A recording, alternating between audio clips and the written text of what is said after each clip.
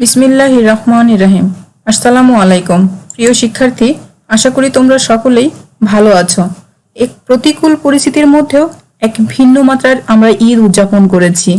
তোমরা জানো দেশে এই যে কোভিড-19 পরিস্থিতি চলছে, এই পরিস্থিতি মোকাবেলার জন্য এই প্রতিকূল পরিস্থিতি যে আমরা কাটিয়ে উঠতে পারি, এই জন্য বাংলাদেশ সরকার শুধু না, বিশ্বব্যাপী বিভিন্ন ধরনের বহুমাত্রিক কার্যক্রম শুরু হয়েছে।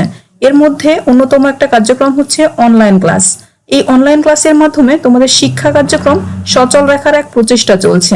কেননা তোমাদের শিক্ষা কার্যক্রম যদি সচল রাখা না যায়, তাহলে তোমরা বিভিন্ন রকম সমস্যায় পড়বা, বিভিন্ন রকম সেশন জটে পড়ে যাবে।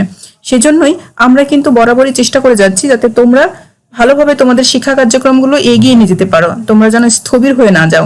সেজন্যই বা তারই ধারাবাহিকতায় আজকে আমি আবারও তোমাদের সামনে উপস্থিত হয়েছি। মোসাম্মদ সাবমিলা খাতুন, প্রভাষক হিসাব বিজ্ঞান, রাজশাহী কলেজ, রাজশাহী। আজকে আমি হিসাব বিজ্ঞান এবং ফিনান্স অ্যান্ড ব্যাংকিং বিভাগের অনার্স তৃতীয় বর্ষের শিক্ষার্থীদের নিরীক্ষা ও নিশ্চয়তা এই কোর্সের আরো একটা চ্যাপ্টার নিয়ে আলোচনা করব। প্রিয় শিক্ষার্থী, আজকে আমরা আলোচনা করব নিরীক্ষকের আইনগত দায় বা লিগ্যাল লায়াবিলিটি। শিক্ষার্থী, তোমরা জানো বা তোমরা এর আগেই আমার একটা ক্লাস পেয়েছো অনলাইনে, সেটা ছিল তোমাদের তৃতীয় চ্যাপ্টারের ওপর, সেটা ছিল অডিট রিপোর্ট। আশা করি তোমরা সেই ক্লাসটা দেখেছো এবং সেই ক্লাস থেকে কিছুটা উপকৃত হয়েছো। আজকে আমরা তৃতীয় অধ্যায়ের পরের অধ্যায় অর্থাৎ অধ্যায় 4, যেটা চতুর্থ অধ্যায় বা নিরীক্ষকের আইনগত দায়, এই চ্যাপ্টার নিয়ে কিছু কথা বলবো। আশা করছি শিক্ষার্থী তোমরা এই চ্যাপ্টারের যে আলোচনা আজকে হবে সেখান থেকে খুব ভালোই উপকৃত হবে, কেননা এই চ্যাপ্টার থেকেও তোমাদের প্রশ্ন আসে পরীক্ষাতে বরাবরই। আর এই চ্যাপ্টারটা খুবই ছোট, এই চ্যাপ্টারে জাস্ট কয়েকটাই প্রশ্ন আছে বা কয়েকটা টপিকস আছে। তো আমরা একটু দেখবো যে আসলে কি ধরনের টপিকস বা কি ধরনের আইনগত দায় রয়েছে একজন নিরীক্ষকের, সেটা নিয়ে আমরা একটু আলোচনা করব। তো শিক্ষার্থী, আমরা আজকে আমাদের মূল আলোচনায় চলে যাব। তার আগে তোমাদেরকে যেটা বলবো যে আজকের এই আলোচনা থেকে তোমরা যেটা শিখতে পারবে সেটা হচ্ছে নিরীক্ষকের আইনগত পরিবেশ কি সে সম্পর্কে একটা ধারণা পাবে বা সেই সম্পর্কে তোমরা বলতে পারবে, এবং বিভিন্ন পক্ষের নিকট নিরীক্ষকের কি ধরনের দায় রয়েছে সে দায়সমূহ তোমরা ব্যাখ্যা করতে পারবে। নিরীক্ষকের দায়ের প্রকৃতি কি রকম সেটা বর্ণনা করতে পারবে। তো চলো শিক্ষার্থী, আজকে আমরা আমাদের মূল যে আলোচনা বা এই চ্যাপ্টারের মূল যে টপিকস গুলো আছে সেগুলো নিয়ে একটু কথা বলি। প্রথমেই আমরা যেটা কথা বলবো সেটা হচ্ছে নিরীক্ষকের আইনগত পরিবেশ, অর্থাৎ কোম্পানি আইন অনুযায়ী নিরীক্ষকের কি ধরনের কর্তব্য রয়েছে, অর্থাৎ আইনগত কি ধরনের এনভায়রনমেন্টের মধ্য দিয়ে একজন অডিটরকে যেতে হচ্ছে, সেই বিষয়টা নিয়ে আমরা আলোচনা করব। শিক্ষার্থী, তোমরা জানো যে নিরীক্ষা কার্য সম্পাদনে নিরীক্ষকের যথেষ্ট দায়িত্ব বহন করতে হয়। নিরীক্ষক আসলে তার নিয়োগকর্তা বা মক্কেলের প্রতিনিধি হিসেবে কাজ করে থাকেন, অর্থাৎ একজন নিরীক্ষককে যিনি নিয়োগ দিয়ে থাকেন তিনি তার প্রতিনিধি রূপে কাজ করে থাকেন। নিরীক্ষাধীন প্রতিষ্ঠানের মালিক মক্কেলের সাথে নিরীক্ষকের আসলে বিশ্বাসের সম্পর্ক গড়ে ওঠে বা বিশ্বাসের উপর ভিত্তি করে এই সম্পর্কটা চালিয়ে যাওয়া যায়। যে কোনো কারবারের ক্ষেত্রে মালিক বা নিয়োগকর্তা নিরীক্ষকের নিকট এরূপ প্রত্যাশা করে যে তিনি হিসাব পরীক্ষার ব্যাপারে যুক্তিসঙ্গত যত্ন ও নৈপুণ্য প্রয়োগ করে সততার সাথে তার উপর অর্পিত দায়িত্ব পালন করবেন। অর্থাৎ একজন কোম্পানির মালিক কিংবা শেয়ার হোল্ডার যারাই হোক না কেন, যখন বা ব্যবস্থাপনা পরিচালক যে কোনো পক্ষই হোক না কেন নিরীক্ষককে নিয়োগ দান করে, তখন তারা চিন্তা করে যে নিরীক্ষক তাদের যে কাজটা বা তাকে যে কাজটা দেওয়া হয়েছে, নিরীক্ষককে যে কাজটা দেওয়া হয়েছে সেটা খুব যুক্তিসঙ্গত যত্ন বা নৈপুণ্য প্রয়োগ করে সততার সাথে কাজ করবেন। সুতরাং নিরীক্ষক যদি কোনো নিরীক্ষা সংক্রান্ত দায়িত্ব পালনে অবহেলা করে অথবা মক্কেল বা মালিকের বিশ্বাস ভঙ্গ করে, আমরা আগেই বলেছি একজন মক্কেল নিরীক্ষককে নিয়োগ দিয়ে থাকেন যে তিনি কাজটা করবেন খুব সততার সাথে, আবার মক্কেলের সাথে নিরীক্ষকের যে সম্পর্ক সেটা খুব মানে সততার সম্পর্ক বা যে সম্পর্ক সেটা প্রতিনিধির সম্পর্ক বা বিশ্বাসের সম্পর্ক। তো নিরীক্ষক যদি মালিকের বিশ্বাস ভঙ্গ করেন তাহলে তিনি অবশ্যই মক্কেলের নিকট কিছুটা হলেও দায়ী হবেন। বস্তুত নিরীক্ষাধীন প্রতিষ্ঠান প্রকৃতির দৃষ্টিকোণ থেকে নিরীক্ষকের দায় কম বা বেশি হতে পারে, তবে তা প্রতিটি ক্ষেত্রে অবস্থা, প্রাসঙ্গিক আইন বা সংশ্লিষ্ট মোকদ্দমার সিদ্ধান্ত প্রভৃতির উপর নির্ভর করে। অর্থাৎ শিক্ষার্থী, আমরা যেটা বুঝতে পারছি যে একজন নিরীক্ষক নিয়োগ দেন মক্কেল বা তার প্রতিনিধি রূপে, এবং তার সাথে যে সম্পর্ক সেটা হচ্ছে বিশ্বাসের সম্পর্ক। আর এই বিশ্বাসের জায়গা থেকে মক্কেল সবসময় চিন্তা করে যে নিরীক্ষক কাজ করবে খুবই সততার সাথে এবং যত্ন এবং নৈপুণ্য নিয়ে। এখন একজন নিরীক্ষক যদি এই যত্ন বা নৈপুণ্য নিয়ে কাজ না করে কিংবা মালিকের বিশ্বাস ভঙ্গ করে, তাহলে অবভিয়াসলি তিনি বিভিন্ন ক্ষেত্রে মক্কেলের নিকট দায়ী থাকবেন। তবে এই দায়টা বিভিন্ন ক্ষেত্রে বা বিভিন্ন প্রাসঙ্গিক অবস্থা বা বিভিন্ন আইনগত সিচুয়েশনে বিভিন্ন রকম কিংবা বিভিন্ন মোকদ্দমার সিদ্ধান্ত দ্বারা এই দায়টা কিন্তু অনেক সময় হয়ে থাকে। সুতরাং শিক্ষার্থী আমরা যেটা বলতে পারি যে একজন বিশেষ করে যে সকল ক্ষেত্রে নিরীক্ষা আইন দ্বারা বাধ্যতামূলক করা হয়েছে, তোমরা জানো যে বিধিবদ্ধ নিরীক্ষা বলে একটা নিরীক্ষা আমরা পড়েছি, যেগুলো পাবলিক লিমিটেড বা কোম্পানির ক্ষেত্রে যে সকল নিরীক্ষা বাধ্যতামূলক, অর্থাৎ কোম্পানি আইন অনুযায়ী যে সকল প্রতিষ্ঠান নিরীক্ষা বাধ্যতামূলক করা হয়েছে, সেই ক্ষেত্রে নিরীক্ষক যদি আইনের কোনো বিধান লঙ্ঘন করে, অর্থাৎ আমরা বলেছি কোম্পানি আইন দ্বারা বিধিবদ্ধ যে সকল নিরীক্ষা বাধ্যতামূলক করা হয়েছে সেই সকল ক্ষেত্রে নিরীক্ষক যদি আইনের কোনো বিধান লঙ্ঘন করে তবে নিরীক্ষকের আইনগত দায়ের উদ্ভব হয়। শিক্ষার্থী লক্ষ্য করো, নিরীক্ষক যদি কোনো আইনের বিধান লঙ্ঘন করে তবেই নিরীক্ষকের আইনগত দায়ের উদ্ভব হয়। এই নিরীক্ষকের আইনগত দায়ের কখন উদ্ভব হবে বা কিভাবে নিরীক্ষক আইনগতভাবে দায়বদ্ধ হবেন সেটা কোম্পানি আইন অর্থাৎ 1994 সালের কোম্পানি আইনের 213 2 ধারায় অর্পিত আছে। শিক্ষার্থী কোম্পানি আইন 1994 213 2 ধারায় অর্পিত আছে যে নিরীক্ষক কখন আইনগতভাবে দায়বদ্ধ হবেন, অর্থাৎ আইনগতভাবে কোম্পানির নিরীক্ষকের কি ধরনের কর্তব্য থাকতে পারে সেগুলো আমরা একটু দেখব। প্রথমত, প্রদত্ত ঋণ বা অগ্রিমের নিরাপত্তা যাচাই। শিক্ষার্থী এখানে আমরা যেটা বোঝাতে চেয়েছি যে জামানতের ভিত্তিতে কোম্পানি কিন্তু অনেক সময় ঋণ বা অগ্রিম দিয়ে থাকে, জামানতের ভিত্তিতে কোম্পানি ঋণ বা অগ্রিম দিয়ে থাকে। এই প্রদত্ত ঋণ বা অগ্রিম সঠিকভাবে নিরাপত্তা বিধান করা হয়েছে কিনা এবং যে সকল শর্তে এই সকল ঋণ প্রদান করা হয়, অনেক সময় আমরা জানি যে বিভিন্ন রকম শর্তে কিন্তু বা কন্ডিশন অ্যাপ্লাই করে ঋণ দেওয়া হয়ে থাকে, তা কোম্পানি বা শেয়ার হোল্ডারদের স্বার্থ হানিকর কিনা তা যাচাই করতে হবে।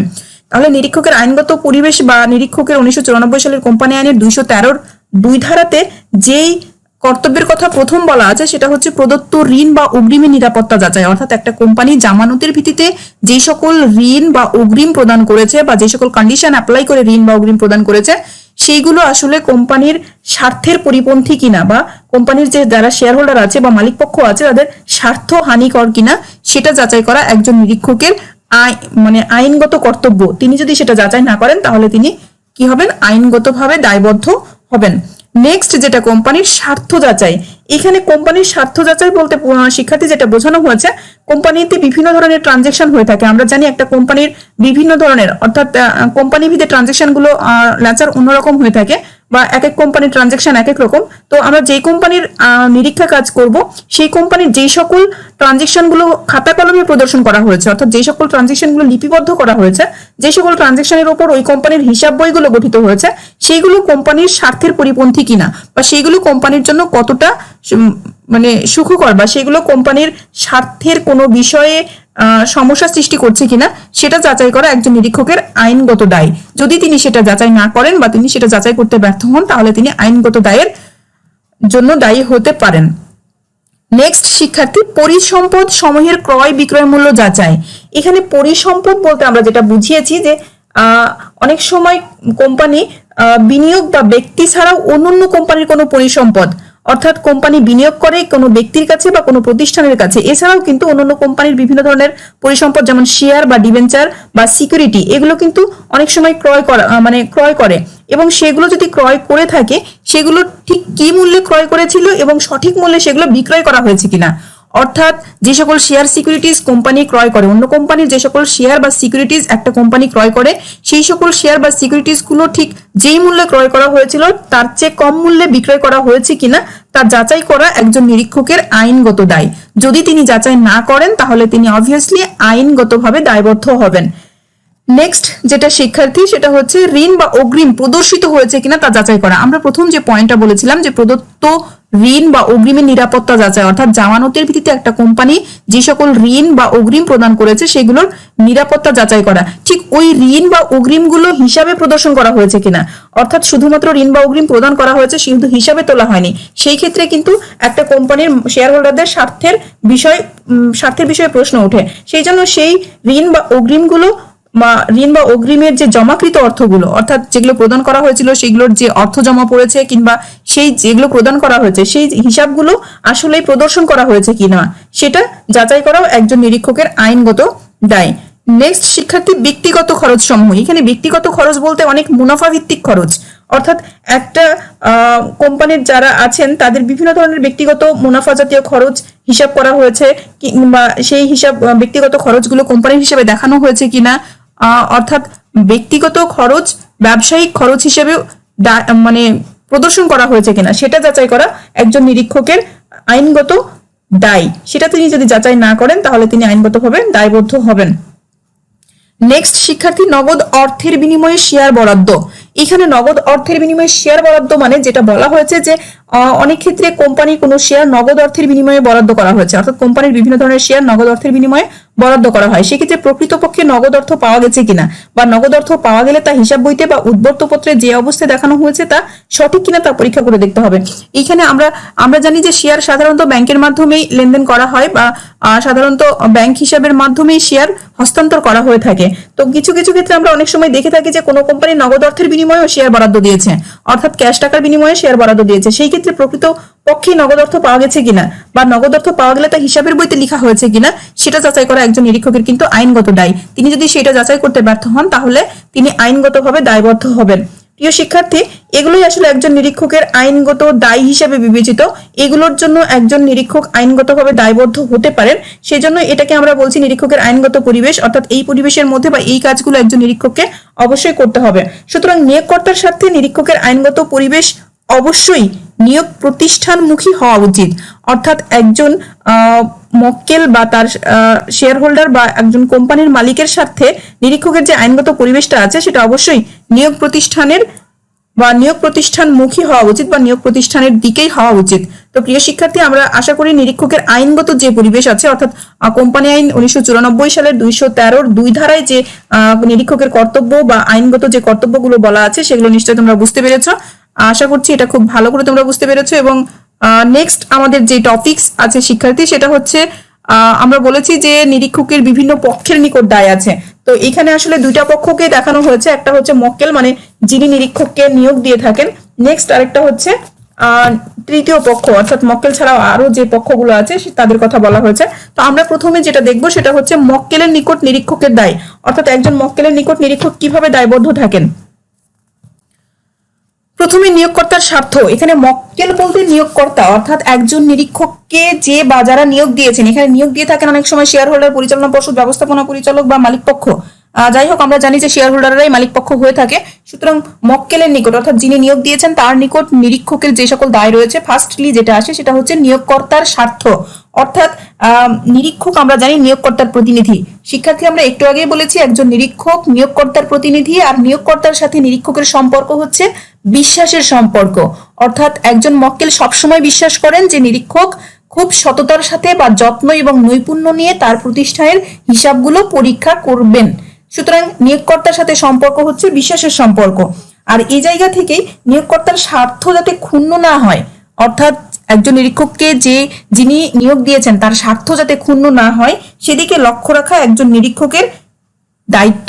অর্থাৎ এগুলো আমরা সাধারণ দায়িত্ব বলে থাকি। একটু আগে আমরা যেটা দেখলাম সেটা কিন্তু আইন দ্বারা সীমাবদ্ধ, অর্থাৎ যে আইনগত পরিবেশের মধ্যে যে দায় বা কর্তব্যগুলো দেখলাম সেগুলো কিন্তু আইনের মধ্যেই পড়ে। আর এই যে দায়িত্বগুলো অর্থাৎ মক্কেলের নিকট নিরীক্ষকের যে দায় বা দায়িত্ব রয়েছে, এগুলোকে সাধারণত আমরা বলি যে এগুলো সাধারণ কিছু দায়িত্ব বা বিভিন্ন সময় বিভিন্ন মামলার রায় দ্বারা এই দায়িত্বগুলো বা এই কর্তব্যগুলো একজন নিরীক্ষকের ওপর বর্তায়। অর্থাৎ এগুলো সাধারণত আইন দ্বারা ওইভাবে বলবৎ যোগ্য না হলেও এগুলো বিভিন্ন সময় বিভিন্ন পরিস্থিতির ভিত্তিতে আইন দ্বারা এই দায়িত্ব বা কর্তব্যগুলো উদ্ভূত হয়েছে। তো প্রিয় শিক্ষার্থী, আমরা প্রথম যেটা দেখলাম যে একজন নিরীক্ষক নিয়োগকর্তার প্রতিনিধি, আর নিয়োগকর্তার সাথে নিরীক্ষকের বিশ্বাসের সম্পর্ক রয়েছে। সুতরাং আমরা বলতেই পারি যে নিয়োগকর্তার স্বার্থ যাতে ক্ষুণ্ণ না হয় সেদিকে লক্ষ্য রাখা একজন নিরীক্ষকের কর্তব্য। নেক্সট যেটা দেখতে পাচ্ছি, ভুল ত্রুটি ও জুয়াচুরি আবিষ্কার। ভুল ত্রুটি ও জুয়াচুরি। প্রিয় শিক্ষার্থী, আমাদের নেক্সট একটা ক্লাস আছে ভুল ত্রুটি এবং জুয়াচুরির উপর। আমরা সেইখানে ভুল ত্রুটি এবং জুয়াচুরি নিয়ে খুব ডিটেলস আলোচনা করব। আজকে আমরা যেটা বলবো যে ভুল ত্রুটি এবং জুয়াচুরি। তোমরা জানো ভুল ত্রুটি এবং জুয়াচুরির মধ্যে মেইন যেটা পার্থক্য, ভুল ত্রুটি হচ্ছে অনিচ্ছাকৃত আর জুয়াচুরি হচ্ছে ইচ্ছাকৃত। এটা আমরা খুব ভালো করেই জানি। যাই হোক শিক্ষার্থী, তো কারবারের হিসাব নিরীক্ষা করে হিসাবের ভুল ত্রুটি ও জুয়াচুরি আবিষ্কার করা একজন নিরীক্ষকের খুব বড় একটা কর্তব্য বা এটা আবিষ্কার করা একজন নিরীক্ষকের দায়। নেক্সট যেটা বলছি, আয় এবং ব্যয়। এখানে আয় ব্যয় বলতে যেটা বোঝানো হয়েছে যে কারবারের সব আয় এবং যে সকল ব্যয় হিসাবে দেখানো হয়েছে এই সকল আয় ব্যয় যথার্থই কারবারের জন্য করা হয়েছে কিনা, অর্থাৎ যে সকল আয় ব্যয়গুলো আছে সেগুলো সামঞ্জস্যপূর্ণ আয় বা ব্যয় কিনা, কারবারের প্রয়োজনে করা হয়েছে না অন্য কোনো প্রয়োজনে করা হয়েছে তা দেখা একজন নিরীক্ষকের কর্তব্য। নেক্সট যেটা শিক্ষার্থী সেটা হচ্ছে সম্পত্তি ও দায়ের হিসাবভুক্তকরণ।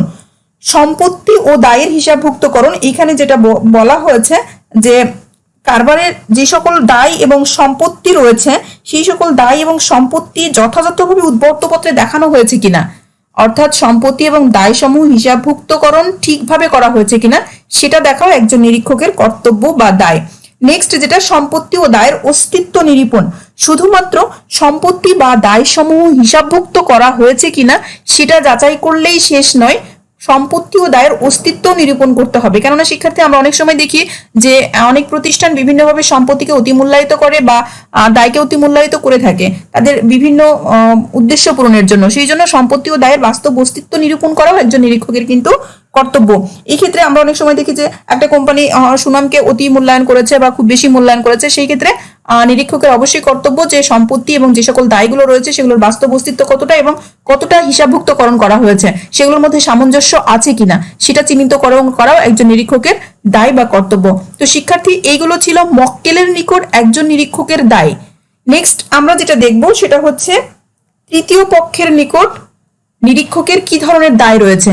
এখানে তৃতীয় পক্ষ বলতে আমরা সাধারণত বিভিন্ন পক্ষকে বুঝে থাকি, সেটা হতে পারে সরকার, বিভিন্ন ইনভেস্টরকারী বা বিভিন্ন বিনিয়োগকারী সংস্থাগুলো, অন্যান্য প্রতিষ্ঠান, সেটা সাধারণ জনগণ হতে পারে।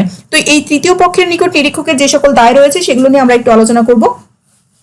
আসলে একজন নিরীক্ষক যে কেবল তার মক্কেলের নিকট দায়ী থাকতে পারে তা কিন্তু নয়, বর্তমানে অনেক তৃতীয় পক্ষ নিরীক্ষকের লাভ ক্ষতি হিসাব, নির্ভুল বা প্রতিষ্ঠান আর্থিক অবস্থার সঠিক পরিচালনে নিরীক্ষকের প্রত্যয়নের উপর নির্ভর করে। অর্থাৎ বিভিন্ন পক্ষ, এখানে সরকারি পক্ষ হতে পারে, এনবিআর হতে পারে, কিংবা বিভিন্ন বিনিয়োগকারী সংস্থা হতে পারে, বিভিন্ন ব্যাংক হতে পারে, এরাও কিন্তু একজন নিরীক্ষকের যে প্রত্যয়ন থাকে বা একজন নিরীক্ষকের যে রিপোর্ট থাকে, যেটা অডিট রিপোর্ট আমরা বলেছি, সেগুলোর উপর কিন্তু নির্ভর করে অনেক সময় ডিসিশন নিয়ে থাকে। এর নিচে আমরা উদাহরণ দিয়েছি শিক্ষার্থী, দেখো যে ব্যাংক বা ঋণদানকারী প্রতিষ্ঠান, পাওনাদার বা আয়কর কর্তৃপক্ষ, সম্ভাব্য শেয়ার ক্রেতা প্রভৃতি ব্যক্তি বা প্রতিষ্ঠান। আমি নিজেও কিন্তু একজন সম্ভাব্য শেয়ার ক্রেতা হতে পারি। একটা কোম্পানির শেয়ার ক্রয় করার ক্ষেত্রে কিন্তু আমি অবশ্যই সেই কোম্পানির কিন্তু আর্থিক অবস্থার বিবরণী এবং সেই কোম্পানির অডিট রিপোর্ট এগুলো কিন্তু বিচার বিশ্লেষণ করব। তো সেই ক্ষেত্রে সম্ভাব্য শেয়ার ক্রেতা হিসাবে আমি কিংবা যে কোনো ব্যক্তি কিংবা কোনো ব্যাংক বা ঋণদানকারী প্রতিষ্ঠান বা পাওনাদার বা আয়কর কর্তৃপক্ষ কিংবা সরকার, যারাই হোক না কেন, তারা কিন্তু অনেক সময় একজন নিরীক্ষকের প্রত্যয়নের ওপর বা একজন নিরীক্ষকের রিপোর্টের ওপর নির্ভর করে ডিসিশন নিয়ে থাকে। তো কোনো কোম্পানির আর্থিক লেনদেনের মাধ্যমে ক্ষতিগ্রস্ত হলে সেক্ষেত্রে কিন্তু নিরীক্ষকের সামাজিক দায় দায়িত্বের প্রশ্ন ওঠে। অর্থাৎ একজন তৃতীয় পক্ষ যদি একটা নিরীক্ষকের প্রত্যয়ন কিংবা নিরীক্ষকের রিপোর্টের ওপর ডিপেন্ড করে তার সিদ্ধান্ত নিয়ে থাকে, সেই ক্ষেত্রে নিরীক্ষকের অনেক সময় সামাজিক দায় দায়িত্বের প্রশ্ন ওঠে। এ প্রসঙ্গে আসলে স্পষ্টভাবে উল্লেখযোগ্য যে পূর্বে মনে করা হতো চুক্তিবদ্ধ না হওয়ার কারণে, অর্থাৎ চুক্তিবদ্ধ সম্পর্ক কিন্তু থাকে না, তৃতীয় পক্ষের সাথে নিরীক্ষকের কোনো চুক্তিবদ্ধ সম্পর্ক থাকে না। নিরীক্ষকের চুক্তিবদ্ধ সম্পর্ক থাকে তার মক্কেলের সাথে বা নিয়োগকর্তার সাথে। সুতরাং আগে মনে করা হতো যে যেহেতু চুক্তিবদ্ধ কোনো সম্পর্ক নাই, সুতরাং কারো ক্ষতির জন্য নিরীক্ষককে দায়ী মনে করা যাবে না। কিন্তু বর্তমানে মনে করা হয় যে চুক্তিবদ্ধ সম্পর্ক না থাকলেও কর্তব্য অবহেলা বা প্রতারণার জন্য যদি কেউ ক্ষতিগ্রস্ত হয় তাহলে নিরীক্ষক সম্পূর্ণভাবে তৃতীয় পক্ষের নিকট দায়ী থাকবে। অর্থাৎ শিক্ষার্থী আমরা যেটা বুঝতে পারলাম যে আগে যদিও বা বলা হতো যে নিরীক্ষক তৃতীয় পক্ষের সাথে চুক্তিতে লিপিবদ্ধ হয়নি, সুতরাং তৃতীয় পক্ষের কাছে নিরীক্ষক দায়বদ্ধ থাকবে না, কিন্তু বর্তমানে সেটা একটু অন্যভাবে চিন্তা করা হচ্ছে যে আসলে নিরীক্ষক তো এটা সিম্পলি ভাবে জানে যে তার এই প্রত্যয়ন বা রিপোর্টের উপর অনেকে ডিসিশন নিয়ে থাকে, সুতরাং তার এই রিপোর্টের জন্য যদি কেউ চুক্তিবদ্ধ না থাকে তারপরেও তার যদি কর্তব্য অবহেলা বা প্রতারণার জন্য কেউ ক্ষতিগ্রস্ত হয়, সেই ক্ষেত্রে নিরীক্ষক কিন্তু সম্পূর্ণভাবেই তৃতীয় পক্ষের নিকট দায়ী থাকবে। তবে এই ক্ষেত্রে তৃতীয় পক্ষকে অবশ্যই প্রমাণ করতে হবে যে নিরীক্ষক যে বিবরণী পেশ করেছেন বা প্রদান করেছেন তা মিথ্যা, বা এরূপ নিরীক্ষকের পক্ষের কাছে সামাজিক কর্তব্যের জন্য দায়ী থাকবে। অর্থাৎ আমরা যেটা বললাম যে তৃতীয় পক্ষ নিরীক্ষককে অবশ্যই দায়বদ্ধ করতে পারেন, তবে এই ক্ষেত্রে নিরীক্ষককে প্রমাণ করতে হবে যে তৃতীয় পক্ষ যাতে এই বিবরণী বা উদ্বৃত্তপত্রের উপর ভিত্তি করে কাজ করেন সেই উদ্দেশ্যে এগুলো প্রণয়ন করা হয়েছে। অর্থাৎ তৃতীয় পক্ষ এই বিবরণী বা এই প্রমাণপত্রের উপর ভিত্তি করে কাজ করবে সেই উদ্দেশ্যে এগুলো প্রণয়ন করা হয়েছে, এটা তৃতীয় পক্ষকে প্রমাণ করতে হবে। এবং নিরীক্ষক জেনে শুনে উক্ত মিথ্যা বিবরণী সত্য বলে সই করেছেন, বা নিরীক্ষক যে বিবরণপত্র বা উদ্বৃত্ত সই করেছেন তা গুরুত্বপূর্ণভাবে অসত্য, শিক্ষার্থী, আমরা আবারও রিপিট করছি যে একজন নিরীক্ষক শুধুমাত্র চুক্তি হয় তার মক্কেলের সাথে। সুতরাং পূর্বে এটাই মনে করা হতো যে নিরীক্ষকের দায় শুধুমাত্র তার মক্কেলের কাছে, কিন্তু বর্তমানে মনে করা হচ্ছে যে নিরীক্ষকের কর্তব্য অবহেলার জন্য যদি কোনো তৃতীয় পক্ষ ক্ষতিগ্রস্ত হয়ে থাকে তাহলে অবশ্যই নিরীক্ষককে দায়বদ্ধ করা যাবে। তবে যিনি নিরীক্ষককে দায়বদ্ধ করবেন অর্থাৎ সেই তৃতীয় পক্ষকে এটা প্রমাণ করতে হবে যে নিরীক্ষক যে পত্র বা যে রিপোর্ট তৈরি করেছেন সেই রিপোর্টগুলো সে উদ্দেশ্যেই প্রণয়ন করেছেন যাতে তৃতীয় পক্ষ সেগুলো ব্যবহার করতে পারে। অর্থাৎ নিরীক্ষক জেনে বুঝে কোনো মিথ্যা বিবরণীকে সত্য বলে সই করেছেন, কিংবা নিরীক্ষক যে বিবরণপত্র বা উদ্বর্তপত্র সই করেছেন তা গুরুত্বপূর্ণভাবে অসত্য। এইগুলো একজন তৃতীয় পক্ষকে অবশ্যই প্রমাণ করতে হবে। কিছু মামলা রয়েছে শিক্ষার্থী, এই মামলাগুলো যেমন জুনিয়র বুকস লিমিটেড বনাম ভেদ টসিক কোম্পানি লিমিটেড 1982, ডেইরি বনাম পিক যেটা 1882, হেডলি অ্যান্ড কোম্পানি লিমিটেড বনাম হেল্ড অ্যান্ড পার্টনার লিমিটেড বা অ্যান্স বনাম মার্টন লন্ডন কাউন্সিলর, এইগুলো যে মামলা রয়েছে এই মামলাগুলো পর্যালোচনা করলে দেখা যায় যে সাধারণত তৃতীয় পক্ষের সঙ্গে কোনো চুক্তিগত সম্পর্ক না থাকায় তৃতীয় পক্ষের প্রতি নিরীক্ষকের কোনো দায় দায়িত্ব থাকে না। তবে নিম্নে নিরীক্ষক তৃতীয় পক্ষের নিকট নীতিগতভাবে বা সামাজিক কর্তব্যের জন্য দায়ী থাকবেন। অর্থাৎ শিক্ষার্থী, আমরা এই যে বিভিন্ন সময় উদ্ধৃত যে মামলাগুলো, এই মামলাগুলো যদি রায় বিচার বিশ্লেষণ করি তাহলে এটাই বলা যায় যে যেহেতু নিরীক্ষক তৃতীয় পক্ষের নিকট চুক্তিবদ্ধ থাকেন না, সুতরাং তৃতীয় পক্ষের কাছে নিরীক্ষকের কোনো দায় দায়িত্ব থাকে না। তবে নীতিগতভাবে বা সামাজিকভাবে একজন নিরীক্ষক তৃতীয় পক্ষের নিকট দায়বদ্ধ থাকেন। অর্থাৎ কখন তিনি সামাজিকভাবে বা নীতিগতভাবে তৃতীয় পক্ষের নিকট দায়বদ্ধ থাকবেন? যদি তিনি মিথ্যা উদ্বৃত্তপত্র বা হিসাবপত্রে স্বাক্ষর করার দরুন প্রতারণার জন্য কোনো কাজ করেন।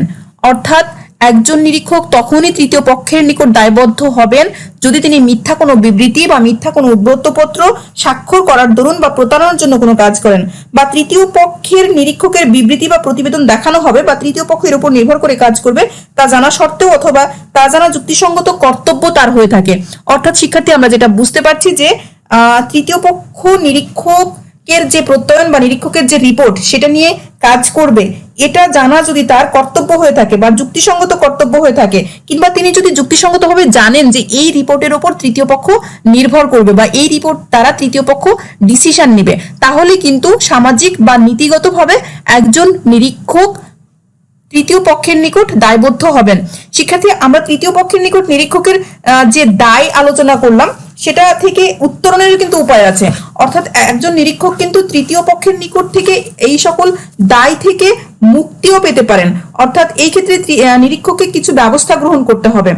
এক্ষেত্রে নিরীক্ষক অবশ্যই তিনি তার প্রতিবেদনে তৃতীয় পক্ষের নিকট দায়ী থাকবেন না এই মর্মে একটা ধারা সংযোজন করতে পারেন।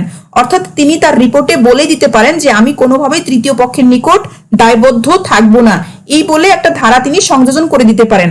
এছাড়াও তিনি তার মক্কেলের সঙ্গে এইভাবেই চুক্তিবদ্ধ হতে পারেন। অর্থাৎ প্রাথমিকভাবে যখন ডিড সম্পাদিত হয় তখন তিনি এইভাবেই চুক্তি করে নিতে পারেন যে প্রদত্ত নিরীক্ষা প্রতিবেদনের জন্য তিনি কেবলমাত্র তার মক্কেলের নিকটই দায়ী থাকবেন।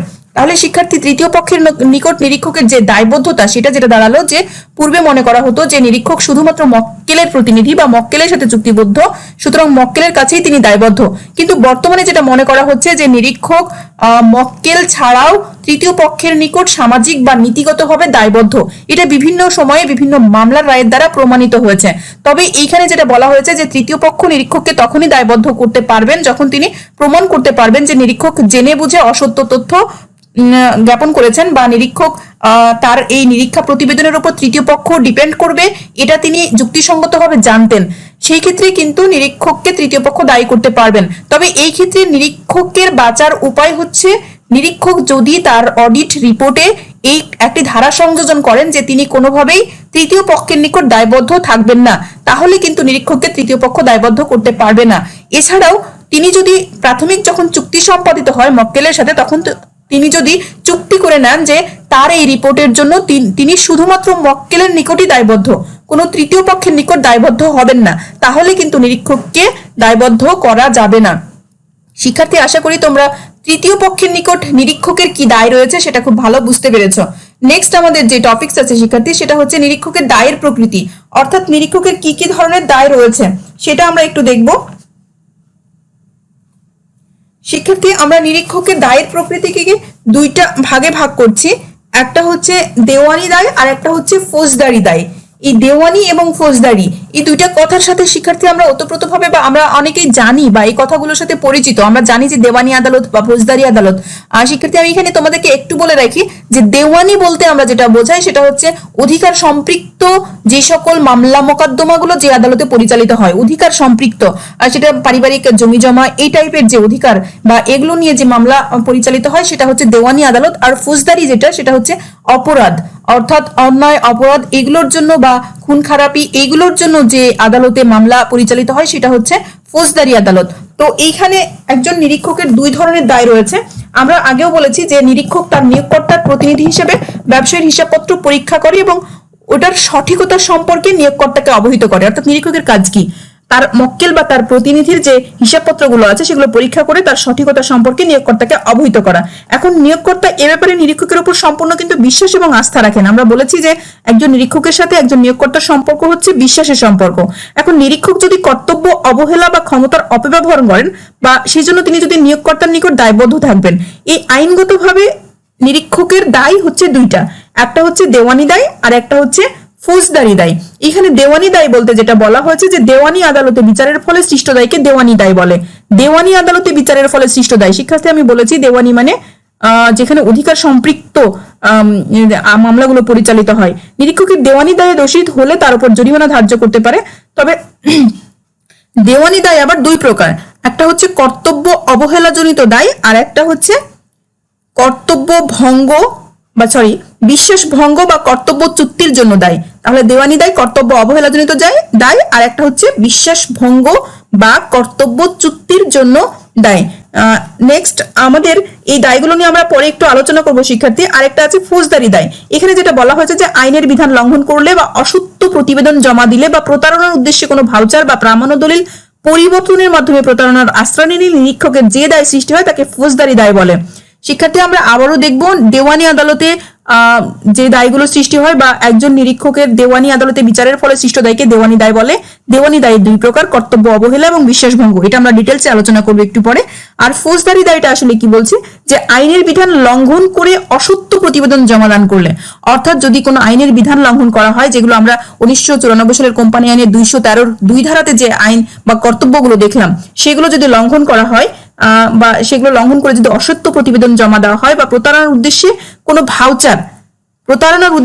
ভাউচার বা প্রামাণ্য দলিল যদি পরিবর্তনের মাধ্যমে প্রতারণার আশ্রয় নেয় নিরীক্ষক, সেক্ষেত্রে যে দায়ের সৃষ্টি হয় সেগুলোকে আমরা ফৌজদারি দায় বলছি।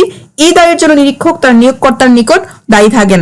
তো শিক্ষার্থী, আমরা নিরীক্ষকের যে একজন নিরীক্ষকের দেওয়ানি যে দায় দুটো দেখলাম, অর্থাৎ কর্তব্য অবহেলা এবং বিশ্বাস ভঙ্গ, এটা নিয়ে আমরা ডিটেলসে একটু আলোচনা করব। নিরীক্ষকের দেওয়ানি দায় সমূহ, অর্থাৎ একজন নিরীক্ষকের দেওয়ানি দায় দুই প্রকার, আমরা একটু আগে দেখলাম। সেটা হচ্ছে কর্তব্য অবহেলা এবং বিশ্বাস ভঙ্গ বা বৈধ ক্ষমতার অপব্যবহার, যেটা বা আর্থিক ক্ষতি হলে সেই ক্ষতির জন্য কোম্পানির নিকট দায়ী থাকবেন। এরূপ দায়ী নিরীক্ষকের জরিমানা প্রদান করতে হয়। এই ধরনের দায়কে আমরা দুই ভাবে ভাগ করতে পারি, যেটা দেখলাম আর কি, কর্তব্য অবহেলা জনিত দায় এবং বিশ্বাস ভঙ্গ বা কর্তব্য চুক্তির জন্য দায়। আমরা এগুলো একটু ডিটেলস আলোচনা করব। প্রথমটা ছিল কর্তব্য অবহেলা জনিত দায়, অর্থাৎ কর্তব্যে যদি একজন নিরীক্ষক অবহেলা করে তাহলে কি কি রকমের দায়ের উদ্ভব হয়, সেটা যেটা বলছে যে নিয়োগকর্তা, আমরা জানি যে নিয়োগকর্তার প্রতিনিধি হচ্ছে নিরীক্ষক। তো একজন নিয়োগকর্তার প্রতিনিধি হিসেবে নিরীক্ষককে কতগুলো কর্তব্য পালন করতে হয়, সেই কর্তব্যগুলো যত্ন সহকারে নিরীক্ষক পালন করবেন, এটাই কিন্তু একজন মক্কেল সবসময় আশা করে। কিন্তু কর্তব্য অবহেলা এবং তার ফলে যদি নিয়োগকর্তা ক্ষতিগ্রস্ত হয়, তাহলে কর্তব্য অবহেলার জন্য নিয়োগকর্তা নিরীক্ষককে উপযুক্ত ক্ষতিপূরণের জন্য দায়ী করতে পারেন। অর্থাৎ একজন নিরীক্ষক যদি কর্তব্য অবহেলা করে, তাহলে কর্তব্য অবহেলার জন্য নিয়োগকর্তা নিরীক্ষককে উপযুক্ত ক্ষতিপূরণের জন্য দায়ী করতে পারেন। তবে শেয়ার হোল্ডারগণের প্রতিনিধি হিসাবে নিরীক্ষক যুক্তিসঙ্গত যত্ন, সততা, নৈপুণ্যের সাথে কর্তব্য সম্পাদন না করলে, শেয়ার হোল্ডারদের স্বার্থক্ষুণ্ণ হলে, তারা ক্ষতিগ্রস্ত হলে নিরীক্ষকের যে দায় সৃষ্টি হয় তাই হচ্ছে কর্তব্য অবহেলার জন্য দায়ী। আমি আবারও বলছি, অর্থাৎ মক্কেল বা শেয়ার হোল্ডারদের প্রতিনিধি হিসেবে নিরীক্ষক যুক্তিসঙ্গতভাবে বা যত্ন, সততা ও নৈপুণ্যের সাথে কর্তব্য সম্পাদন না করলে শেয়ার হোল্ডার কিংবা মক্কেলদের স্বার্থ যে স্বার্থ ক্ষুণ্ণ হয় বা তারা ক্ষতিগ্রস্ত হয়, এই জন্য যে দায়ের উদ্ভব হয় সেটা হচ্ছে কর্তব্য অবহেলাজনিত দায়। এই ক্ষেত্রে আমরা একটা মামলা রায়ের কথা বলতে পারি, সেটা হচ্ছে আর্মিটেজ ভার্সেস ব্রিওয়ার অ্যান্ড নট, যে মামলাটা পরিচিত হয়েছিল বা পরিচালিত হয়েছিল 1932 সালে। এই মামলার রায়ে বলা হয়েছে জুয়াচুরির সম্ভাবনা আছে এমন তথ্য পাওয়া সত্ত্বেও নিরীক্ষক মজুরি হিসাব বা খুচরা খরচের ভাউচারগুলো পরীক্ষা করে জুয়াচুরি ধরতে না পারলে তিনি কর্তব্য অবহেলার জন্য দায়ী হবেন। অর্থাৎ যেখানে সম্ভাবনা আছে জুয়াচুরির, সেখানে নিরীক্ষককে অবশ্যই সেগুলো ওতপ্রোতভাবে বা পুঙ্খানুপুঙ্খভাবে পরীক্ষা করতে হবে। তিনি যদি সেটা না করেন বা তার জন্য যদি শেয়ার হোল্ডার বা মালিক পক্ষ ক্ষতিগ্রস্ত হয় বা মক্কেল ক্ষতিগ্রস্ত হয়, তাহলে অবশ্যই তিনি কর্তব্য অবহেলার জন্য দায়ী হবেন। নেক্সট, বিশ্বাস ভঙ্গ বা কর্তব্য চুক্তির জন্য দায়। এখানে যেটা বলা হচ্ছে, বৈধ ক্ষমতার অপব্যবহার করে বা বিশ্বাস ভঙ্গের কাজ করলে এর ফলে কোম্পানির ক্ষতি হলে নিরীক্ষকের যে দায় সৃষ্টি হয় তাকে বিশ্বাস ভঙ্গের জন্য দায় বলা হয়। শিক্ষার্থী লক্ষ্য করো, বৈধ ক্ষমতার অপব্যবহার অর্থাৎ অপরাধ করলে বা বিশ্বাস ভঙ্গের কাজ করলে বা এর ফলে কোম্পানির কোনো ক্ষতি হলে নিরীক্ষকের যে দায় সৃষ্টি হয় তাকে বিশ্বাস ভঙ্গের জন্য দায় বলা হয়। এরূপ অবস্থায় নিরীক্ষকের দেওয়ানি দায়ী হবেন, এটাই স্বাভাবিক। তবে অনেক সময় নিরীক্ষক এরকম অবস্থায় ফৌজদারি দায়েও দায়ী হতে দেখা যেতে পারে।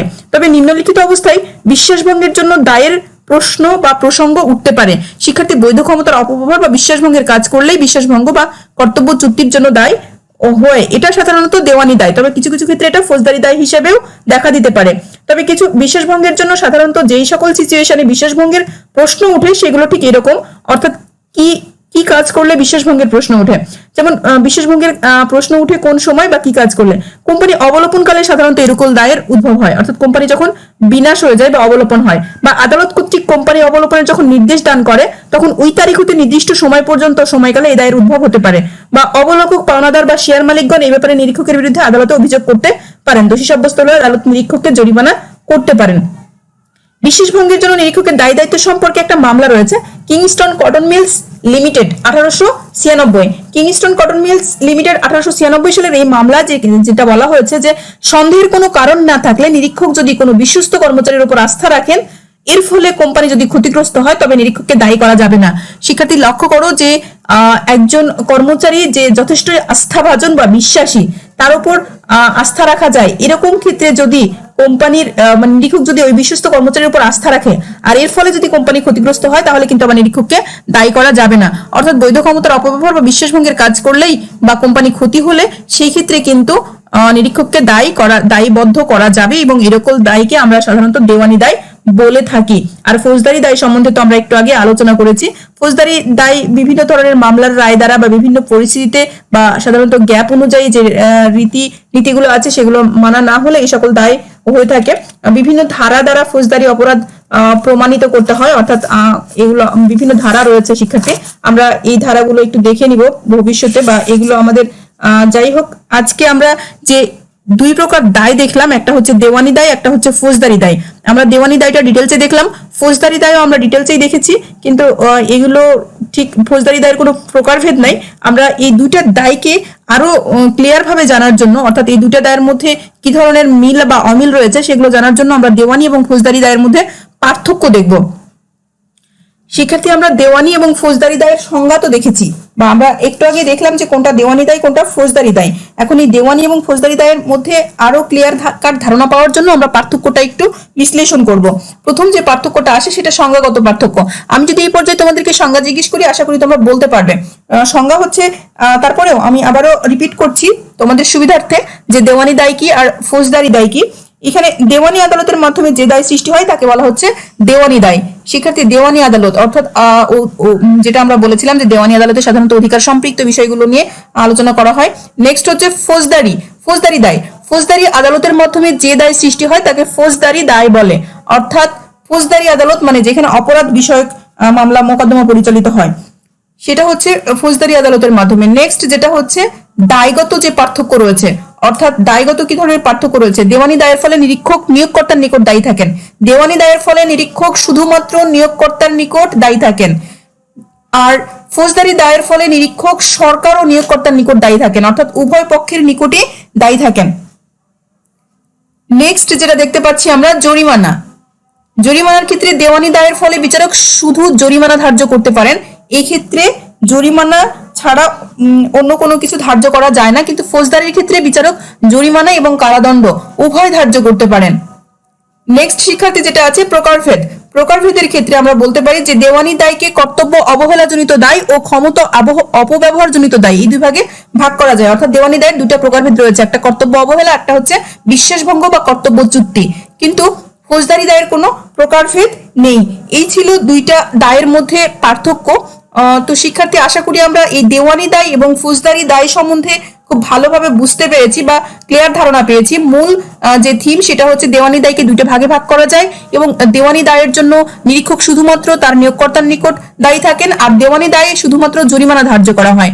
কিন্তু ফৌজদারি দায়ের ক্ষেত্রে নিরীক্ষক, নিয়োগকর্তা সহ সরকার বা বিভিন্ন তৃতীয় পক্ষের নিকট দায়ী থাকেন এবং ফৌজদারি দায়ের কোনো প্রকারভেদ নেই, এটা ফৌজদারি আদালতের মাধ্যমে সৃষ্ট দায়। তো শিক্ষার্থী, এই ছিল আজকে আমাদের আলোচনার টপিকস। নেক্সট আমরা যেখানে চলে যেতে পারি মূল্যায়ন, অর্থাৎ আজকে আমরা যে আলোচনাগুলো করলাম শিক্ষার্থী, সেই আলোচনার মধ্য থেকে আমরা যে প্রশ্নগুলো পাই সেটা হচ্ছে নিরীক্ষকের আইনগত পরিবেশ বলতে কি বোঝায়। আশা করছি তোমরা নিরীক্ষকের আইনগত পরিবেশ ব্যাখ্যা করতে পারবে। মক্কেলের নিকট নিরীক্ষকের দায় ব্যাখ্যা করো। তৃতীয় পক্ষের নিকট নিরীক্ষকের দায় সমূহ কি কি এবং নিরীক্ষকের দায়ের প্রকৃতি বর্ণনা করো। নিরীক্ষকের দেওয়ানি ও ফৌজদারি দায়ের মধ্যে পার্থক্য লিখো। এখানে শিক্ষার্থী তোমাদের জন্য ইম্পর্টেন্ট যেটা নিরীক্ষকের দেওয়ানি ও ফৌজদারি দায়ের মধ্যে পার্থক্য, এছাড়াও তৃতীয় পক্ষের নিকট নিরীক্ষকের দায় এবং মক্কেলের নিকট নিরীক্ষকের দায় এবং নিরীক্ষকের দায়ের প্রকৃতি। মোটামুটি আমরা যে প্রশ্নগুলো পড়লাম বা যে টপিকস গুলো আলোচনা করলাম, এই প্রত্যেকটা টপিকসই তোমাদের জানা খুব দরকার এবং পরীক্ষার জন্য ইম্পর্টেন্ট বলে আমি মনে করি। তো আশা করছি শিক্ষার্থী, আজকে আমরা যে আলোচনাটা করলাম এই আলোচনা থেকে তোমরা খুবই উপকৃত হবে এবং এই আলোচনাটা তোমরা ভবিষ্যতেও, আমরা যেহেতু অনলাইনে ক্লাসটা নিচ্ছি, তোমরা যে কোনো সময় তোমাদের সুবিধা মতো সময় আলোচনাটা শুনে নিতে পারবে বা দেখে নিতে পারবে। এ থেকে তোমরা নিজের প্রিপারেশনকে আরেক ধাপ এগিয়ে নিতে পারবে। তো শিক্ষার্থী, আজকে এ পর্যন্তই। ধন্যবাদ তোমাদের সবাইকে এতক্ষণ মনোযোগ এবং ধৈর্য সহকারে আমাকে শোনার জন্য বা আমার এই ক্লাসটা করার জন্য তোমাদের সকলকেই ধন্যবাদ। আশা করছি তোমরা খুবই মনোযোগ দিয়ে ক্লাসটা দেখেছো বা ক্লাসের যে টপিকসগুলো আলোচনা হয়েছে সেগুলো শুনেছো এবং বোঝার চেষ্টা করেছো। তো শিক্ষার্থী, তোমাদেরকে এই মুহূর্তে আমি যেটা বলবো যে তোমরা সবাই সেফলি বাড়িতে থাকো, স্বাস্থ্যবিধি মেনে চলো, আর তোমাদের নিজেদের যে পড়াশোনা আছে একাডেমিক প্লাস আদার্স যেগুলো আছে, তোমরা থার্ড ইয়ারের স্টুডেন্ট, তোমাদের সামনে উজ্জ্বল ভবিষ্যৎ বা তোমাদেরকে সামনে এগিয়ে যেতে হবে। সেই জন্য তোমরা তোমাদের ওই একাডেমিক ছাড়াও আদার্স যে পড়াশোনাগুলো আছে সেগুলো একটু করে ঝালিয়ে নাও। এই মুহূর্তে আমাদের এটাই করণীয়। আর যেটা সবচেয়ে বড় কথা যে আগামী সময়ে হয়তো তোমরা রুটিন দেখেছো আমাদের অনলাইন ক্লাসের, সেই রুটিন অনুযায়ী আগামী তোমাদের আবার তোমাদের সাথে আবার ক্লাস থাকবে। আমরা আগামীতে তোমাদের 5th চ্যাপ্টার নিয়ে কথা বলবো। আজকে এ পর্যন্তই, সবাই ভালো থাকো, আল্লাহ হাফেজ।